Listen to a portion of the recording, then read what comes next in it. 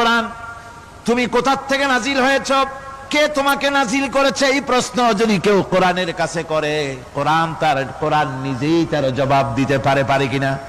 কোরআন নিজেই বলে তানজিলাম মিম্মান খালাকাল আরদা ওয়াস সামাওয়াতিল উলা। এই কোরআন নাজিল করেছেন তিনি, যিনি ওই সুউচ্চ আকাশ আর জমিনকে যিনি সৃষ্টি করেছেন, সেই আল্লাহ আমারে নাজিল করেছেন।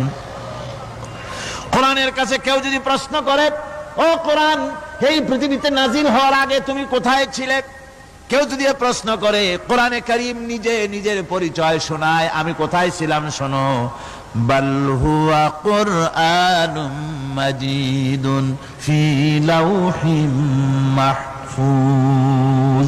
বরং এই কিতাব অতীব মর্যাদা সম্পন্ন সুরক্ষিত ফলকে লিপিবদ্ধ ছিল, আমি ছিলাম লোহে